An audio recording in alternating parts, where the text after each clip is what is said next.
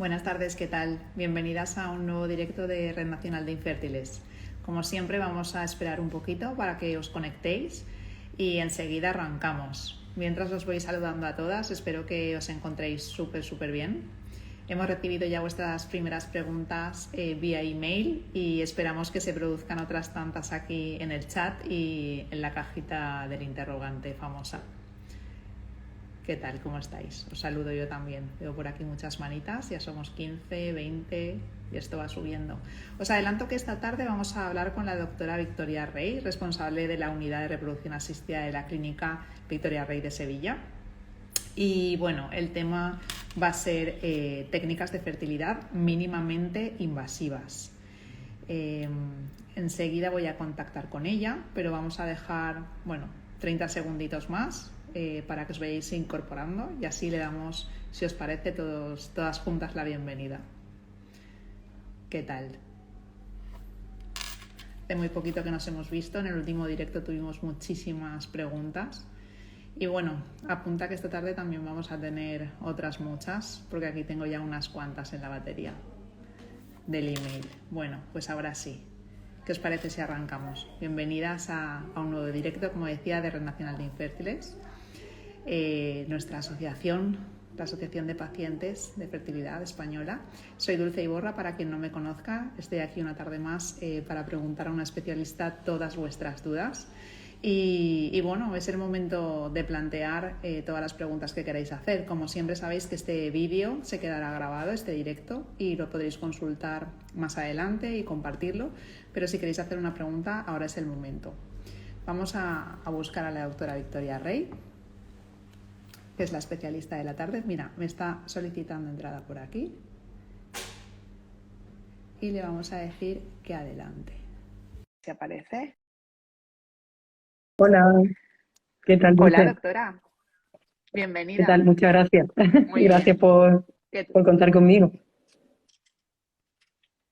Gracias a ti por toda la Sí, tarde que tenemos por delante. Te adelanto que tenemos muchas preguntas y muy nada, pues muy bien. interesantes. Dispuesta a lo que necesitéis. Te, Te acabo de presentar y he comentado que hablaremos de técnicas de fertilidad mínimamente invasivas. Si te parece, mientras esto se va Sí, animando y se acaban de conectar las pacientes que quieren asistir al directo de esta tarde, ¿qué tal si nos cuentas un poquito de qué se trata? ¿A qué preguntas vamos a dar pues, respuesta, pues básicamente? mira, a la pregunta fundamental que yo creo que nos interesa a todas las mujeres y sobre todo a aquellas que están pendientes de un tratamiento de reproducción asistida, y es a las posibilidades de embarazo. Las técnicas mínimamente invasivas, todo el desarrollo de las mismas se ha ido avanzando mucho en la actualidad, sobre todo en los últimos 5 años, precisamente para mejorar la capacidad de embarazo que ya teníamos y que habíamos aumentado bastante, pero todavía queda un largo camino por recorrer y el futuro está en eso, en el desarrollo de las técnicas mínimamente invasivas. Por eso nos parecía muy interesante poder dar un repaso, aunque fuera muy breve, a todo lo que existe y que nos está permitiendo llegar a unas tasas por transferencia, no las tasas acumuladas, sino las tasas esperables por cada esfuerzo que hace el paciente, pues que podamos mejorar la expectativa de los pacientes. Creo que es la duda y la incertidumbre más grande con la que cuenta y a la que tiene que enfrentarse una pareja que empieza con un tratamiento de fertilidad. Qué importante. ¿Es la especialidad Sí, de nuestra vuestra clínica clínica? en un 80% nos dedicamos a la reproducción asistida. Casi podría decirte que al 100%, porque el otro 20% que no son tratamientos per se son otros tratamientos, otras pruebas complementarias o tratamientos complementarios como la cirugía, que van dirigidas a mejorar el aparato genital femenino para que la mujer pueda ser madre, con lo cual casi en el 100% está dirigido a la fertilidad. Desde hace 15 años que estamos en Sevilla, y está la clínica Ujú. a disposición de nuestras pacientes. Nos dedicamos prácticamente el 100% a la reproducción. Sí, Tú eres especialista en ginecología y obstetricia, además de autora de muchísimas publicaciones y también eres docente del sí, máster de la SEGO de reproducción. Diriges tu clínica sí, desde desde 2007. 2007 y, y es un centro que nos consta que tiene muy buena reputación y que hacéis las cosas muy bien. Y esta tarde seguro que va a ser maravilloso. Muy Si te bien, parece, estupendo. arrancamos.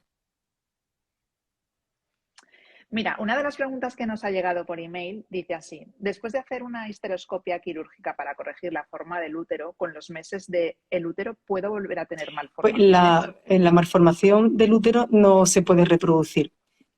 Probablemente lo que sí le ha ocurrido es que cuando se hace una intervención sobre, por ejemplo, lo más frecuente es que pueda tener un tabique uterino o no un tabique que divida todo el útero, sino que hubiera dividido en su momento una porción del mismo, que cuando, o un útero arcuato, que digamos un útero con una forma de corazón que parece que tiene un mioma, de alguna manera, cuando entramos con una histeroscopia a ver la cavidad del útero, nos encontramos una especie como de tabique, pero realmente es un hundimiento, ¿no? En cualquiera de los casos, cuando hay un pseudo tabique, es decir, un tabique que no divide completamente el útero, o hay ese hundimiento del fondo del útero, en esos casos lo que se produce es una hipertrofia una vez que se ha hecho la resección de esa porción, digamos, sobrante o que se introduce en la cavidad, sobre todo si se hace con coagulación eléctrica,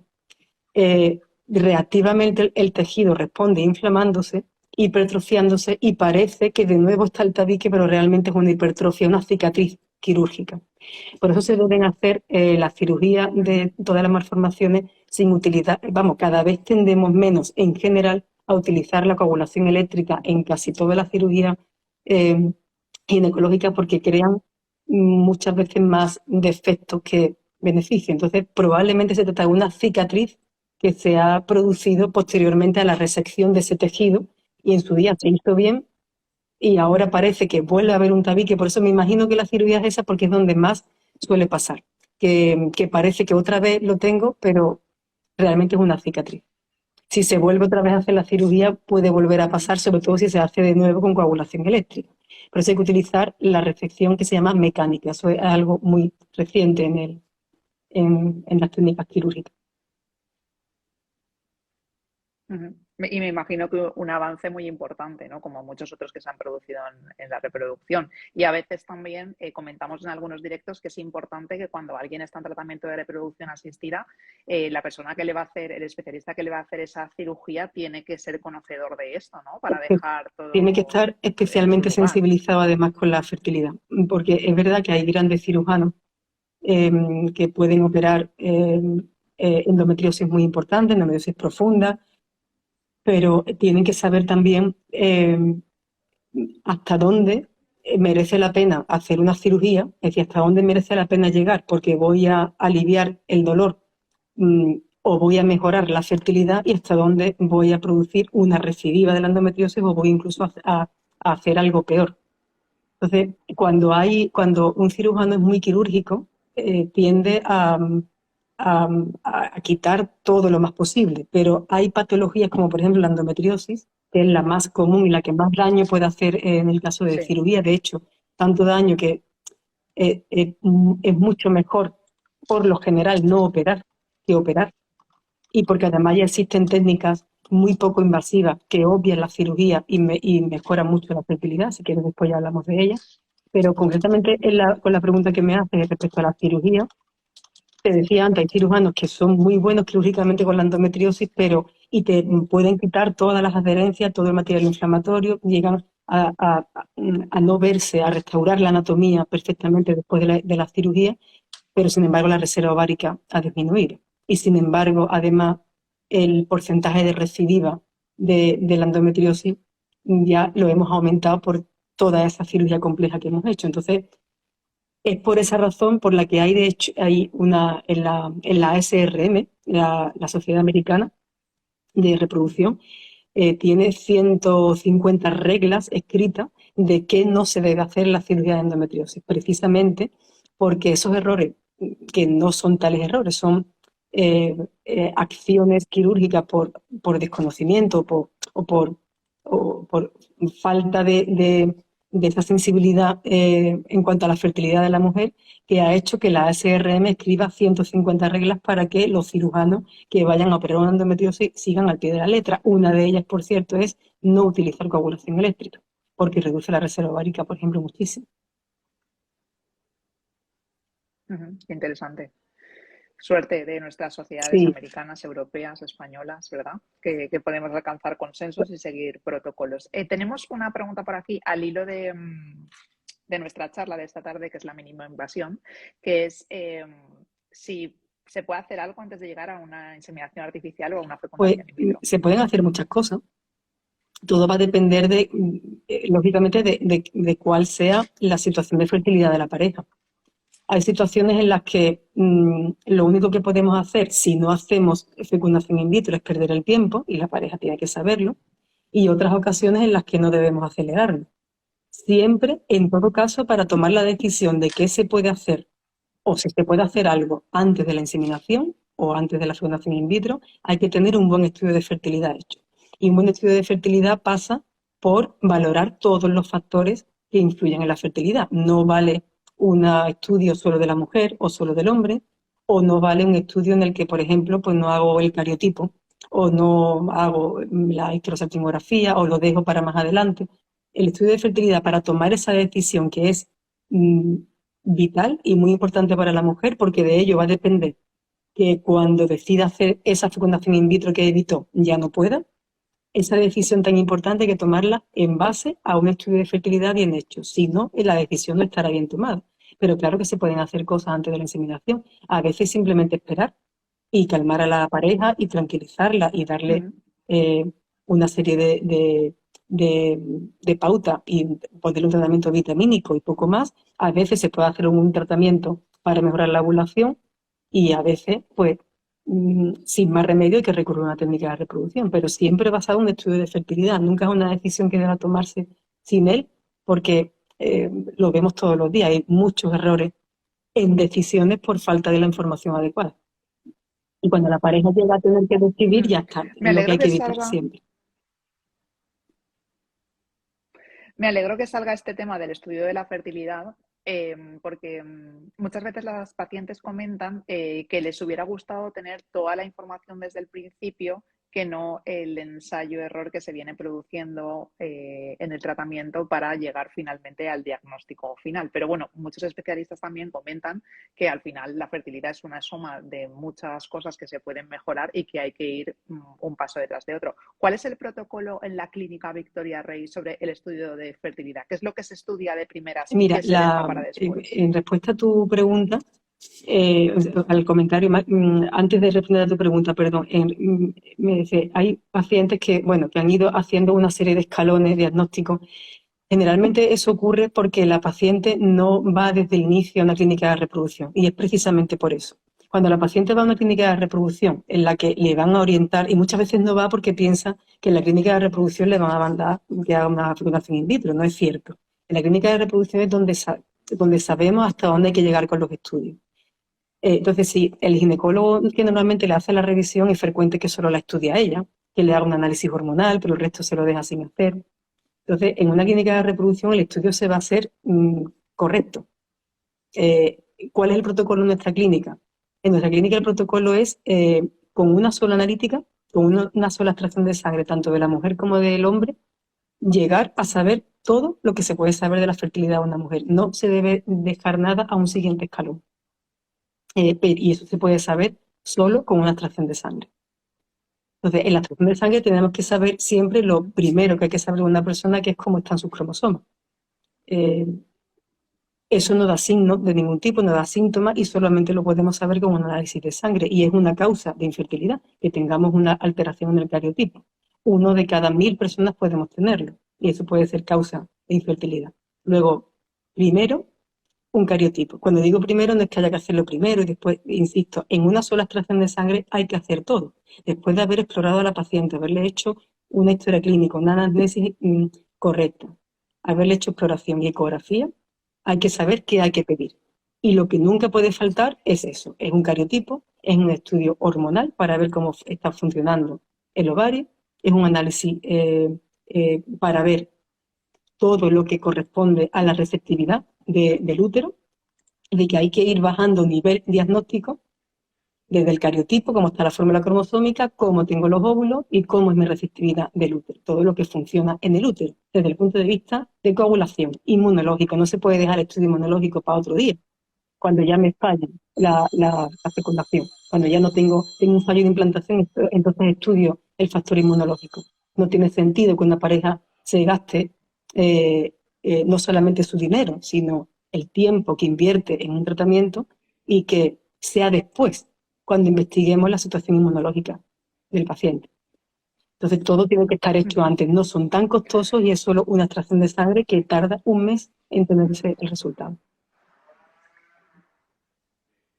Muy bien, muy, muy interesante. Nos preguntan, nos preguntan por aquí si, digo que es una pregunta, no sé si de una paciente o de un psicólogo, porque dicen por aquí, en vuestro equipo incluís el acompañamiento emocional por Sí, parte de un siempre. psicólogo. Gracias. Bueno, puede ser una paciente que lo pregunte también, siempre, siempre Puede ser. es necesario. Sí, sí.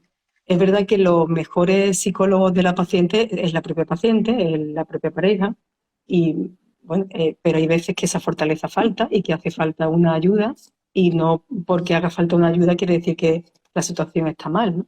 Y hace falta esa coordinación, además, no solamente que tengamos un apoyo psicológico por un psicólogo, nosotros mismos también tenemos que hacer ese trabajo cuando vemos a las pacientes, la enfermera, la embrióloga, cuando contacta con ellos. Y la comunicación con el psicólogo tiene que ser muy estrecha, porque si no, no serviría para nada que el psicólogo o la psicóloga, en nuestro caso es psicóloga, la vea por un lado y nosotros de forma independiente, tiene que haber. Claro. Sabes que es una lucha de la asociación para que sea un servicio que se incluya Sí. también en la seguridad Ujú. social, ¿no? En el servicio público de salud, porque al final tú tienes que llevar tu tratamiento bien física y psicológicamente, porque la salud mental, ¿dónde queda en todo esto? La salud mental se puede deteriorar bastante si no se gestiona bien. Y en cada, no te digo en cada tratamiento, en cada visita de la paciente, dentro del mismo tratamiento, en cada visita hay que estar pendiente de eso. Porque una pareja puede empezar muy bien un tratamiento y que Mm, cuando la segunda, la tercera visita, o bien él o bien ella, tiene un leve decaimiento o un agobio o una preocupación, no tolera bien la incertidumbre, sobre todo cuando se va acercando el momento de la extracción de los óvulos o el momento de la transferencia. Entonces, en cada visita hay que estar muy pendiente, es vital. No por eso hay que estar yendo al psicólogo en cada visita, es el ginecólogo o la enfermera que trata con ella porque le explica no sé cuánto, o la embrióloga la que tiene que estar pendiente de que esa paciente necesite algo. Ten en cuenta que, sobre todo ahora que se utiliza muchas técnicas mínimamente invasivas, como era el título de la charla, la paciente tiene que contactar con más personas que no es el ginecólogo, porque cada vez que hacemos un tratamiento específico con alguna técnica, la embrióloga, por ejemplo, tiene que hablar con la paciente y el marido muchas más veces de lo que lo hacía antes. Entonces, se convierte en mm, una persona de referencia, además del ginecólogo. Todos tenemos que estar pendientes de eso. ujú. Pues sí, muy importante. Y muy importante también el papel de la enfermera, que a veces poco se habla en reproducción asistida y es una muy buena acompañante de la paciente, porque es quien también tiene mucho Y contacto con muchas ella, veces ¿verdad? la que más contacto, y a la que muchas veces le cuentan más cosas que Ujú, al muy propio importante. ginecólogo. Incluso yo siendo mujer, que me siento afortunada por ello, porque bueno, no tengo otra, pero en este área Mm, me es mucho más fácil conectar con las pacientes, lógicamente, que un ginecólogo hombre. Y incluso a mí algunas veces no se atreven a sí. comentarme ciertas cosas y sí lo hacen con la enfermera, con lo cual el papel de la enfermera para la Mm, paciente y para nosotros es fundamental. Es un pilar básico en el día a día. fundamental. Gracias a todas ellas. Por Vamos a supuesto aprovechar que para sí, felicitarlas, que porque nunca además lo sí que es hacemos. una profesión Y con gracias a vocación. todas La ellas por su enfermería no labor. puede ser de otra manera, si no es con vocación. Así que gracias a todas ellas. Sí. Bueno, y como la Sí. medicina, ¿eh? Nos pregunta por aquí una paciente si una histeroscopia está considerada como una práctica mínimamente invasiva porque se realiza sin La sedación. histeroscopia no es mínimamente invasiva porque se realice sin sedación. La histeroscopia es mínimamente invasiva por sí misma, por ser una técnica mínimamente invasiva. El que se realice con sedación o no es simplemente comodidad para la paciente. Cuando se realiza sin sedación suele ser molesta.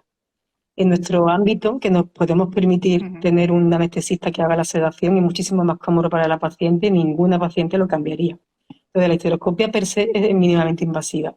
Es verdad que todo depende de qué instrumento se utilice para hacer la histeroscopia. Como decía antes, si se utiliza coagulación eléctrica, no es tan mínimamente invasiva como cuando se utiliza resección mecánica de un mioma, de un pólipo.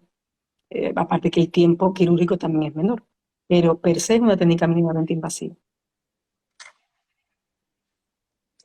Aprovecho, doctora, para comentarte, bueno, a ti y a todas las pacientes que nos están viendo en el directo, que hemos tenido algunos mensajes de pacientes del Servicio Público de Salud andaluz protestando de alguna manera o poniendo en nuestro conocimiento que se extraen los óvulos algunas veces sin anestesia. Y hemos escrito desde la asociación a la consejería para notificar esto y para ver si se puede solventar, porque como comentabas, pues es mucho mejor la sedación, ¿no? Y que vivamos estos episodios de una manera más tranquila y desde la comodidad que nos ofrece Claro, la nuestra sedación es una medicina, ¿no? técnica poco compleja, eh, que conlleva muy poco riesgo para la paciente y sin embargo tiene unas altas dosis de comodidad y de tranquilidad. Entonces, igual que a día de hoy, pues no nos planteamos muy probablemente ir al dentista y que no nos pongan anestesia local o una colonoscopia Claro. sin que nos pongan sedación, no nos cabe en la cabeza a día de hoy, pues lógicamente hacer cualquier procedimiento que suponga una invasión, aunque sea mínima en el cuerpo, no lo concebimos sin sedación. Es lógico. Entonces, es mucho más cómodo que cualquier cosa que te tengan que hacer que resulte molesto, aunque sea una agujita muy fina, aunque sea una pinza, pues que no ceden, porque conlleva muy poco riesgo. Bueno, pues pedido está a la Junta de Claro, Andalucía, a ver sí, si nos sí, escuchan, que para eso claro, está también la asociación, para preocuparnos de estas pequeñas claro que grandes sí. cosas. Vamos con otra pregunta que nos ha llegado por email. Es una pregunta que, ¿cómo es de efectivo el test ERA? El test ERA es muy efectivo cuando está bien indicado. Si la pregunta es, que me imagino que esa es la pregunta, no, quiero decir, cuando está bien indicado me refiero a que no le sacaríamos, no tendría beneficio para cualquier paciente. Si lo hiciéramos a todas las mujeres, pues probablemente el test ERA no saliera normal la mayor parte de las veces. Cuando está bien indicado, que es cuando ya sospechamos que puede haber un proceso patológico del tipo que sea en el endometrio, el test ERA aporta muchísimo, tanto que las tasas de embarazo prácticamente se duplican con respecto a los ciclos que hemos hecho antes en los que no sabíamos nada del endometrio. Por eso digo, tiene su utilidad cuando está bien indicado. ¿Cuándo está bien indicado? Cuando hemos hecho transferencias en las que podemos asegurar que los embriones están bien y el único factor sospechoso con alta probabilidad es el endometrio. En ese caso, el endometrio, si vamos a estudiarlo en este momento, casi seguro es porque vamos a encontrar un problema. Ese problema se va a solucionar y la tasa de embarazo va a ser prácticamente el doble que teníamos antes sin saber ese problema de endometrio. En una mujer que se va a hacer por primera vez un tratamiento de fecundación in vitro, pues precisamente esa prueba que es cara no le aporta, porque muy probablemente tendrá la receptividad del endometrio a todos los niveles que se estudia, a nivel inmunológico, a nivel de ventana de implantación o a nivel de la microbiota, probablemente lo tendrá normal. Nosotros, de todas formas, el endometrio, antes de empezar los tratamientos, siempre hacemos un screening no con test de receptividad, pero sí descartamos que haya determinadas bacterias que sí están asociadas con una menor tasa de implantación y siempre lo estudiamos antes. Qué bien, muy importante lo de los patógenos y la microbiota. Es que ya no solo en fertilidad, lo estamos leyendo constantemente en toda la literatura científica de todo nuestro cuerpo, ¿no? Intestino, alimentación, también hemos Sí, hablado aquí en es alguna lógico que ocasión. todo lo Muy que, interesante. todos los factores exógenos, lo que respiramos, lo que comemos, influya en el resto. Es lógico de pensar. ¿Hasta dónde? Bueno, ahí tenemos que, todavía se está en ello. ¿Hasta dónde llega lo que podemos controlar en la alimentación, en el hábito de vida? A ver hasta dónde podemos llegar controlando esas Ujú. cosas, pero sí, lógicamente tiene que influir. Diríamos, diríamos entonces que pruebas endometriales cuando Sí. llegamos al fallo de implantación, ¿no? Si Claro, el llega fallo de bien. implantación hay que definirlo bien. Por eso te decía, si está bien indicado, al tener receptividad le Vamos vamos allá, a sacar vamos a rendimiento. definirlo. El consenso de la ASEF pone un poquito alta la edad, ¿no? Y muchos intentos. ¿Qué hacemos, qué hacéis en la Clínica Victoria Rey? ¿Qué consideráis Pues que se mira, el fallo recomienda de para esto? implantación no, nosotros más de 2 transferencias hechas con embriones de los que tengamos la certeza o poca sospecha de que estén mal, es suficiente para considerarlo como un fallo de implantación. ¿Por qué?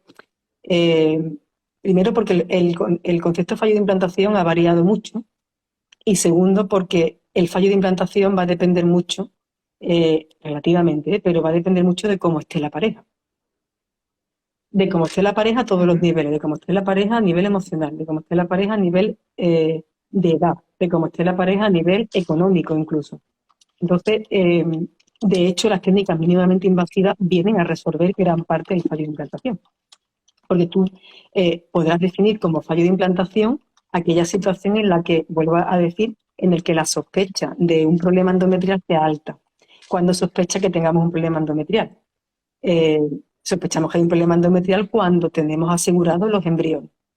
O resulta que tenemos aclarado o seguro el factor endometrial, pero sospechamos que tenemos un problema embrionario. El fallo de implantación puede venir por embrión o por cavidad. Para que haya embarazo necesitamos un embrión y un útero que lo reciba. O el problema está en un sitio o está en el otro. ujú. Hay un fallo de implantación cuando uno de los factores los tenemos controlados. ¿Cómo controlamos a día de hoy el factor embrionario? Eh, Necesitamos saber que cromosómicamente el embrión está bien. ¿Cómo sabemos que el embrión cromosómicamente está bien? Tenemos que hacerle una biopsia. El embrión le vamos a bajar la tasa de implantación porque le hemos hecho una biopsia. Eso a día de hoy ya no hay que hacerlo. A día de hoy ya no está, de hecho, sobre todo cuando hay fallo de implantación o sospecha de fallo de implantación, con más motivo, no le vamos a hacer una biopsia al embrión. El embrión se le pueden estudiar los embriones a día de hoy, los cromosomas, perdón, sin tenerle que biopsiar. Eh, es una de las técnicas mínimamente invasivas que a día de hoy nos está permitiendo subir la tasa de embarazo porque nos permite saber, sin tener que invadir el embrión, qué embrión transfiero. Y por tanto, si ese embrión que tengo una seguridad de casi el 90% de que cromosómicamente está bien, si ese embrión que he podido seleccionar sin invadirlo, sin molestarlo, sin bajarle capacidad de implantación, no me implanta, tengo un problema del endometrio. Es, prácticamente seguro. Luego, eso nos va a permitir facilitar el diagnóstico de fallo de implantación y acelerar, acortar los tiempos para que la paciente consiga embarazo. Si no lo consigue en la primera transferencia porque ya tenemos el embrión diagnosticado, en una segunda tiene que ir. Tiene que haber embarazo porque ya tenemos asegurado el embrión, sin haberlo molestado, sin haberlo biopsiado, sin haberle quitado potencia. Entonces, volviendo a la respuesta, fallo de implantación es todo aquel caso en el que ha habido 2 transferencias en las que tengamos al menos uno de los factores claros, o bien endometrio o bien embrión. Y por tanto, hay que definirlo como fallo de implantación, porque debiera haber habido implantación si tenemos un embrión sano, por ejemplo, con el embriocare, con la técnica Ujú. no invasiva del embrión para ver sus cromosomas. Queda clarísimo.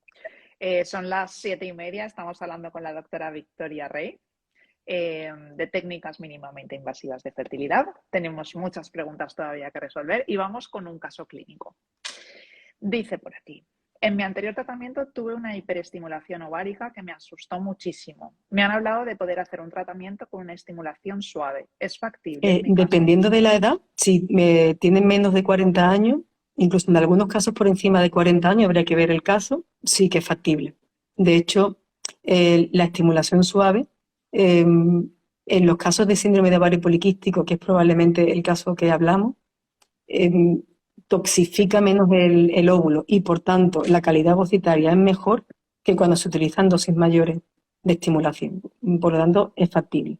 Es de hecho lo que hay que hacer en este momento, hacer una estimulación suave. Ujú. Perfecto, pues adelante. Otra paciente pregunta por aquí. He tenido 4 abortos y me han hablado de poder hacer un test de embriones no invasivo. ¿Qué opinión le Vital. merece? No tiene otra. O sea, no tiene otra y además es lo que debe plantearse. Cuando ha habido abortos de repetición, con un 90% de probabilidad hay un problema en los embriones. Porque es la causa más frecuente de aborto. La causa más frecuente del aborto no está en las trombofilias, en el problema de coagulación, no está en los factores inmunológicos, no está en la receptividad del endometrio. El 90% es embrionario. Cuanto antes se corrija con una fecundación in vitro, mejor, porque acortamos el tiempo y disminuimos la edad materna para hacer el tratamiento. Cuanto antes dejemos de mirar los factores externos, que es el 10% de las causas de aborto, mucho más fácil será que esa mujer se quede embarazada. Por tanto, si el problema es que tiene abortos de repetición, necesita hacer una fecundación in vitro con diagnóstico de esos embriones porque la probabilidad de que haya alteración cromosómica es muy alta. Si no, no hubiera tenido esos 4 abortos. Lógicamente hay que estudiarlo todos, hay que estudiar todos esos factores externos, pero no podemos poner solo el punto de mira en los factores externos y dejarnos el embrión a un lado, porque es lo más importante. Por tanto, en ese caso hay que, una vez estudiados los factores externos y ver si hay que corregir algo a nivel de coagulación, de inmunología, hay que hacer un tratamiento de fecundación in vitro y diagnosticar los embriones sin invadirlo, porque a día de hoy no tiene sentido ya hacer una biopsia de los embriones cuando se puede tener el diagnóstico tomando una muestra del líquido del medio de cultivo. Es cierto que no tiene la misma fiabilidad que una biopsia, pero es cuestión de tiempo, es decir, es cuestión de número de casos que tengamos que cada vez la fiabilidad de la técnica sea mayor. Entonces, a día de hoy, a pesar de que la fiabilidad no es del 100%, la capacidad de embarazo que tiene la técnica y la capacidad de detección que tiene cuando nos dice este embrión está sano cromosómicamente es casi indudable. Es cierto que en la mayoría de los centros no pueden hacer la técnica, somos muy pocos en España los que lo hacemos, pero espero que cada vez sean más. Hay que tener laboratorios muy especiales y una forma de trabajar muy especial, pero bueno, como todo, yo espero que cada vez se pueda ofertar más, pero quien se lo pueda permitir y no es excesivamente caro para lo que aporta. Yo no concibo a día de hoy hacer un tratamiento casi ya sin tener el diagnóstico del embrión, porque el número de transferencias que nosotros en nuestro centro tenemos que hacer para conseguir embarazo es que es la mitad de la que si antes teníamos que hacer una media de 2,5 transferencias o 3 para llegar al embarazo en mujeres mayores de 40 años, que es donde más la tasa de embarazo es más baja. Lógicamente, menores de 40 años no te aporta tanto porque no hay tanto, el embarazo viene después de 1 o 2 transferencias. Pero por encima de 40 años puedes conseguir embarazo en la primera transferencia perfectamente porque tienes el embrión diagnosticado. Y los demás, por muy buena Pues muy categoría que te importante. aparente, pueden ser embriones tipo A, tipo B, pero no están sanos. Y te lo dice el test. Y entonces no puedes transferirlo porque es una pérdida de tiempo. Y sabes que no tienen anomalías cromosómicas. O sea, te digo que el EMBRACE, que es la técnica mínimamente invasiva del diagnóstico cromosómico de los embriones, es lo que nos va a abrir la puerta a unas tasas de embarazo altas y a un acortamiento de los tiempos, porque habrá embriones que no transferiremos porque no van a dar embarazo. Pues sí, y bueno, es que el acortamiento de los Lo más tiempos importante. es muy positivo en muchos ámbitos porque hablamos de dinero, hablamos de tiempo, hablamos de edad, hablamos de expectativas, hablamos de salud Hablamos mental. de faltar al Son muchas trabajo, cosas. hablamos de cada visita, hay que organizarse para venir, la repercusión que tiene a nivel de pareja, la repercusión que tiene a nivel laboral, de los amigos. mm, los tiempos hay que acortarlo por muchos motivos, efectivamente. Ujú. Doctora, yo quería comentar también el tema de, pues por ejemplo, esta paciente ha tenido 4 abortos. Se habla poco de las pacientes que, en este caso, no sé si es una paciente de reproducción asistida, me refiero si son 4 abortos después de transferencias que ha pasado por una clínica, pero sí que hay pacientes bueno, que todavía, mujeres que todavía no son pacientes, que se embarazan, abortan y están como esperando a que llegue el momento en el que el embarazo sea evolutivo. Se habla poco de cómo afecta estos abortos a la fisiología, ¿no? A nuestros órganos, a nuestra capacidad reproductiva. Y yo creo que es importante también Pues que mira, hablemos sobre es ello.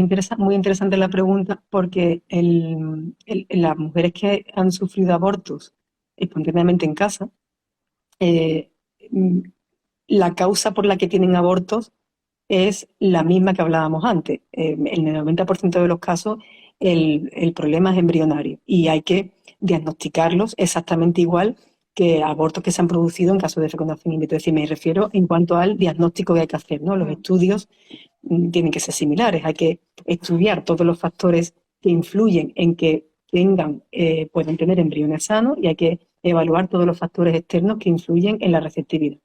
Pero es interesante la pregunta que me haces porque efectivamente los abortos pueden provocar trastornos inmunológicos en las pacientes. Es decir, cuando una mujer se embaraza, su sistema inmune eh, tiene que modificarse de tal manera que aún no sabemos de qué manera es, valga la redundancia, y todavía no sabemos qué ocurre de forma específica con el sistema inmune, pero sí tiene que hacer una especie de esfuerzo para tolerar ese embrión que resulta un cuerpo extraño siempre, en todo caso, en una mujer que se embaraza.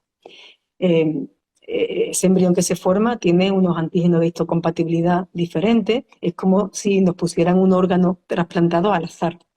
Entonces, por una ujú, especie de lo que podríamos todavía llamar una magia del cuerpo de la mujer, porque todavía no podemos darle explicación y por lo tanto nos parece como algo mágico, el sistema inmune tiene que eh, resolver ese asunto y tolerar ese embrión.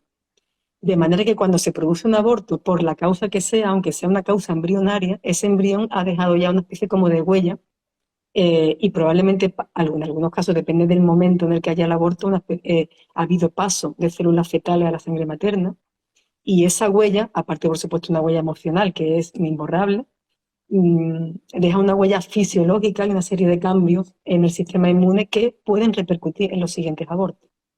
Entonces, por eso nunca debemos, aunque el factor número uno y la causa fundamental del aborto es el embrión, pero los factores externos nunca, no hay que poner el foco, como decía antes, exclusivamente, pero eso hay que tenerlos muy en cuenta, porque el primer aborto deja secuelas y si estamos hablando de un segundo, vuelve a dejar, y eso hay que saber si tenemos que preparar el cuerpo de la mujer para amortiguar todas esas lesiones que haya podido dejar. Casi todo es tratable. Casi todo lo que se encuentra es tratable, afortunadamente, y cada vez más, por fortuna. ujú.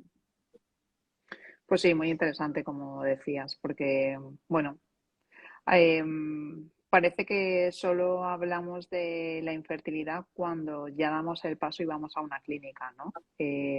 No nos consideramos infértiles en aquellos momentos en los que hemos tenido un aborto, aunque sea de manera transitoria. Y bueno, es que esto también está muy ligado a todo lo que nos queda por caminar socialmente, ¿no? Sobre el conocimiento de esta enfermedad o de esta patología, que afortunadamente en este siglo pues tiene solución y seguramente si hablásemos más sobre ella y la compartiésemos un poco más, pues nos quitaríamos de encima algunos tabúes que impiden que podamos prosperar más rápidamente en Y, nuestro proyecto y porque reproductivo. además hay factores que, de los que se podría hablar mucho con las mujeres en cuanto a la fertilidad, me refiero, hay hábitos de vida, para ello está la medicina funcional, por ejemplo, eh, la medicina funcional es una concepción de la mujer que tiene un problema, ya sea de fertilidad o de cualquier otro tipo, pero ahora que estamos hablando de fertilidad, muchas veces se trata de corregir determinados hábitos de vida y de ayudar a la paciente a que pierda peso y que cuando hablamos de fertilidad no hablamos siempre de tratamiento de reproducción, por eso te decía al inicio, es cierto que las mujeres y las parejas les cuesta ir a una clínica de reproducción porque además nos llamamos así, porque parece que es que ya me van a hacer una fecundación Mm, in vitro, no tiene por qué. Hay veces que después del estudio de fertilidad claro, Si no se encuentra ninguna razón y la pareja tiene una edad prudente, no lleva muchísimos años buscando, pues honestamente se le puede dar un tiempo sin que se deteriore la reserva ovárica excesivamente, que cuando ya vayan a tener que hacer un tratamiento de reproducción asistida ya no podamos hacerlo, ¿no? Como te decía antes, pero hay muchas ocasiones en las que no es necesario un tratamiento. Es verdad que cada vez eso es menos frecuente, fundamentalmente por la edad materna, porque las mujeres, si tenemos más de 35 claro. años, y si tenemos ya más de 40, es muy poco probable que exista otro tratamiento efectivo que no sea el tratamiento de fecundación in vitro, porque todo lo que no sea efectivo te llevará a no poder quedarte embarazada con tus óvulos, te llevará a una situación que ya no es la que deseas. Entonces, es cierto que cada vez menos podemos arreglar las cosas con una buena dieta, con unos hábitos de vida o con unas vitaminas, o que ya estamos hablando un poco de eso, te decía antes, de medicina funcional, de recomponer el cuerpo, de recomponer la fisiología y de intentar corregir aquello que hizo mal y que te deterioró y que entonces podemos volverlo a encaminar. Pero claro, si necesitamos un embarazo pronto porque tengo 41, pues no me puedo permitir muchas veces restaurar nada porque no tengo la seguridad de que, porque se me va la reserva ovárica, porque a partir de los 40 años, en 6 meses, ya lo que podía responder a la estimulación ya no lo hace. Y entonces ahí estaríamos jugando con algo tan importante como el proyecto reproductivo de la mujer, que es tremendamente valioso. Mm. Es muy complicado, pero bueno, creo que la moraleja puede ser que a partir de una edad no hay nada que esperar, A ¿no? partir de los 30, todo, O sea, que no hay nada que esperar a que partir de los nos 30 todas esperen, que vamos nos tarde. Y esperen, entonces, bueno, que pues vayan rápido. es verdad que a partir de una edad no puede eternizarse nada porque se va. La oportunidad se va muy pronto. Y por eso lo ideal es que en una clínica de reproducción de confianza te puedan hacer un buen estudio, que te puedan estudiar todo completamente para decirte no hay ningún problema o sí lo hay. Pero para decir no hay ningún problema tiene que estar el estudio hecho completo. Si no lo está, no podemos concluir que no hay ningún problema. Y al contrario, puede que encontremos un problema, pero si no está todo estudiado, pues sabremos que hay un problema, haremos un tratamiento con falta de información y el tratamiento no será del todo efectivo porque la información que nos faltaba era importante. Entonces, todas las razones, debemos tener el estudio de fertilidad completo. No tendrá ningún sentido tanto decir, Ujú. he detectado este problema, ya no sigo estudiando, porque hay veces que la fertilidad tiene más de una causa, o está todo bien no habiéndolo estudiado, todo. Entonces, eh, eh, que sea cual sea el camino, o sea, sea cual sea la respuesta, siempre necesitamos hacer un estudio de fertilidad completo y es lo que más, de lo que más carecen las parejas con problemas de fertilidad, de un estudio de fertilidad completo. Y la mayor parte de las veces es porque el ginecólogo que lleva a la pareja con toda su buena intención le pide una serie de cosas, pero no tiene protocolizado, porque no tiene por qué, que hay que hacer para hacer un estudio de fertilidad completo. Entonces, a modo de ejemplo, pues muchas veces llega una paciente, sí, yo tenía todo bien, pero le haces el cariotipo y hay una translocación cromosómica. Bueno, pues este era el problema, pero claro, hace 2 años cuando te hicieron el estudio, el cariotipo no lo hicieron. Te lo pongo, es el ejemplo más frecuente que nos encontramos. O un estudio hormonal que Claro. en apariencia No, está no, normal, obvio. pero no lo está. Y la reserva ovárica ya estaba deteriorándose y nadie lo vio, ¿no? También suele ser relativamente frecuente. Ujú. Muy importante esto que acabas de comentar. En la consulta del ginecólogo, bueno, nos hace falta más información y, bueno, igual también más Seguramente más predisposición, ¿no? De tiempo, acudir a un centro seguramente más de tiempo, fertilidad. porque los ginecólogos Sí, sí. generalistas, el tiempo que pueden dedicar a los pacientes es escaso. Entonces, es lógico también que no se puedan entretener en algunas cosas. Ujú. Y Nos preguntan a paciente por qué no se realiza el cariotipo a los dos en la pareja. lo ¿Es normal? necesario para hacer un estudio de fertilidad es pedir el cariotipo a los dos. No estará incompleto el estudio de fertilidad si no se realiza a los dos, porque los dos son Vale, el pues esto es embrión importante que procede lo de sepa. óvulo y de espermatozoide. Entonces, si estudiamos un cariotipo y no el otro, pues tendremos la información de la mitad de lo que forma el embrión. La otra mitad no la sabremos. Hay que estudiar el cariotipo de los dos. Porque además de Ujú. esto va, por Pues, ejemplo, hay casos en los que si no sabes que el cariotipo de él está alterado, eh, no sabremos que tenemos que utilizar una técnica mínimamente invasiva como el fertil chip para seleccionar el espermatozoide. Podemos hacer un tratamiento sin, como te decía antes, podemos saber que existe un problema de reserva ovárica y que la paciente tiene que hacer una fecundación in vitro. Pero ni hemos estudiado bien el semen, no hemos hecho un seminograma correcto, ni tenemos el cariotipo del marido o de la pareja. En ese caso, haremos una fecundación in vitro, pero seleccionaremos el espermatozoide mal, porque no la habremos aplicado la técnica que te decía antes, el fertility, por ejemplo, que es una técnica que me va a detectar la fragmentación de ADN del espermatozoide. Si yo no detecto aquellos espermatozoides con fragmentación de ADN, tendré probablemente un fallo de fecundación o, lo que es más frecuente, un embrión que se me bloquea o que me da aborto. Me ha pasado porque no he tenido información cromosómica o genética del espermatozoide del paciente. Entonces, habré hecho el tratamiento con una información incompleta. ujú. Justo una paciente estaba preguntando si habíamos hablado de factor masculino y de fertil chip. Sí, Pues mira, justo ahora estamos tocando el tema.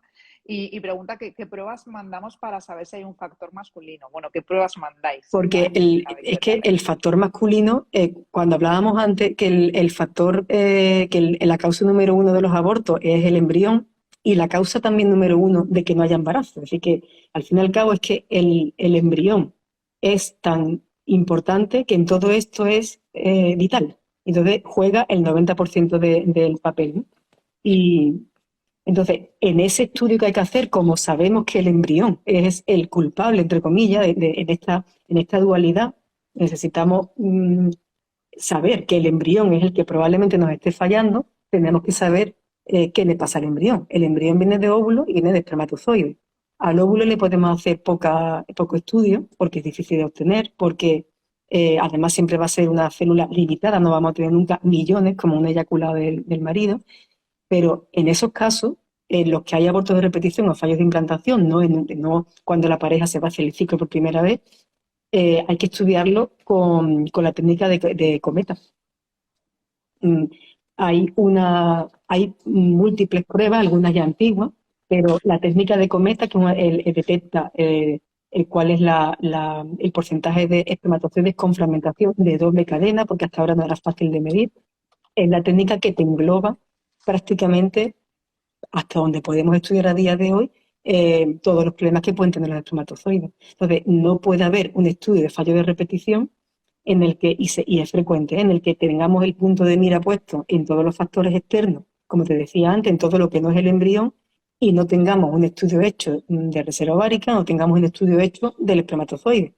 Y ese estudio del espermatozoide, cuando tenemos una sospecha de que el embrión no lo tenemos bien, es el estudio cometa, que se hace en semen, que no es doloroso, que se obtiene la muestra igual mediante eyaculado, igual que cuando vamos a hacer un estudio de semen convencional, pero lo que estudiamos es algo referente a la genética del embrión, concretamente la rotura en las dos cadenas de ADN. Las dos cadenas de ADN tienen, así como de bolita, unas uniones entre ellas, pues puede haber fallos y roturas en porciones de forma ambivalente en una o dos cadenas, y antes podíamos estudiar solo una cadena, nos dejábamos muchísimo sin saber, y esta técnica permite saber a ciencia cierta qué le pasa al espermatozoide y cómo lo voy a seleccionar después. Pero claro, tener en cuenta que cuando vamos a seleccionar el espermatozoide para hacer la fecundación, el espermatozoide no lo podemos estudiar, porque si lo estudiamos ya desaparece como célula. Hay que saber cómo hay que seleccionarlo cuando lo vayamos a utilizar, dejándolo indemne y teniendo la mayor certeza posible, en función del resultado que hayamos tenido antes, de que ese embrión es el correcto, ese espermatozoide es el correcto y no tiene fragmentación. Ujú. Vamos a la cajita, nos quedan muy pocos minutos y un par de, bueno, una pregunta, un comentario y unos comentarios que quiero hacerte preciosos que te han puesto por aquí para despedirte. Dice por aquí una paciente, buenas tardes, en abortos de repetición tardíos en el segundo trimestre, ¿qué En pruebas se aborto de repetición del recomiendan? segundo trimestre, fundamentalmente, bueno, aparte de una buena exploración ginecológica y descartar que no haya incompetencia cervical, eh, ahí el factor embrionario es mucho menos, participa muchísimo menos. Ahí hay que poner el punto de mira en los factores externos y hay que hacer fundamentalmente dos cosas. Un estudio de trombofilia e inmunológico y un estudio de la cavidad endometrial que incluya la microbiota, porque probablemente muchos de los abortos en segundo trimestre, aunque no se diagnostiquen, son provocados la mayoría por una infección que produce una rotura de la bolsa amniótica o una coriamnionitis, aunque no se rompa, pero es lo que produce el aborto. Entonces, hay que hacer un estudio inmunológico y de Ujú. trombofilia, que eso se hace un análisis de sangre, eh, y, eh, y un estudio de la cavidad con histeroscopia y de la microbiota. Al hilo de los abortos, nos cuenta una paciente su caso bastante doloroso que dice que tuvo un parto prematuro de 6 meses, que falleció al nacer el bebé y luego 2 abortos más naturales. Luego fue a reproducción, lleva 4 abortos desde entonces y el peor fue hace 2 años, que fue de 20 semanas. Está ahora mismo, como comentas, con pruebas inmunológicas. Dice que Ujú. es C1, C2, AA. Me imagino que ese diagnóstico del KIR AA C1, C1 lo tiene reciente y en esos casos probablemente ha asistido desde el inicio, desde el primer embarazo, y es una causa es una de las causas de aborto de segundo trimestre, segundo y demás, porque hay una gran probabilidad de rechazo inmunológico si no se pone un tratamiento correcto. Y es una historia verdaderamente, tienes toda la razón, es una historia durísima y que tiene un tratamiento relativamente fácil, pero que probablemente para ella en este momento no sea fácil encajar y tragar eso. Pero es no es la más frecuente ni la más importante, pero es una de ellas. Es la segunda en frecuencia. Los trastornos inmunológicos es la segunda en frecuencia después de los trastornos de la cavidad endometrial anatómico o funcional. Y por eso te hablaba de la microbiota. Pues en segundo lugar, después de la Ujú. anomalía del útero, tanto anatómica como funcional, está la inmunológica. Porque ni siquiera las trombofilias se sabe ahora que tengan tanta importancia. Está en un tercer lugar. Nada, ánimo. Tiene tratamiento, pero imagino que es costoso para ella. No es fácil, no es fácil. Pues sí, la verdad es que son testimonios que, bueno, que nos hacen enmudecer, ¿no? Mucho, mucho ánimo. Vamos con la última pregunta. Una paciente pregunta qué pruebas se le hace al semen de un Pues al donante. segundo antes se le hace muchísimo, muchísimo más que a un paciente.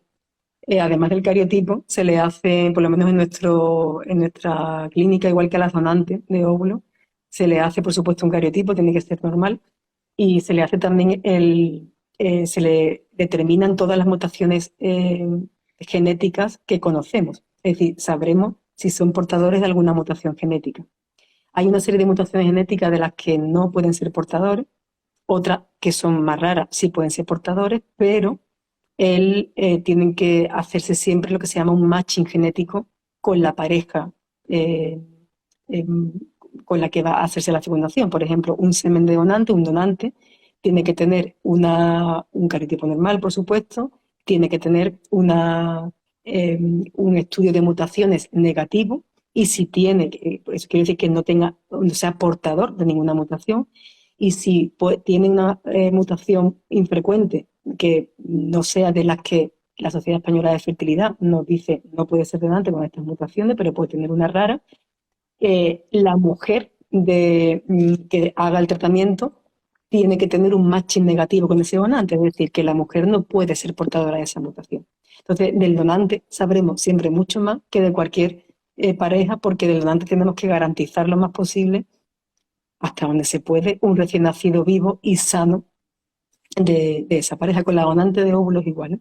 Se hace, hay un patrón genético que la Ujú. donante tiene que cumplir, no puedes portar ninguna enfermedad genética, y si porta alguna, como todos, cualquiera de nosotros la podemos portar, que serían mutaciones raras, el marido de la receptora no puede ser portador de esa enfermedad, de manera que no haya nunca ninguna probabilidad de transmitir una enfermedad genética de las que conocemos y podemos evitar. Las que no conocemos o no dependen de la genética, bueno, pues no se podrán evitar, pero es así.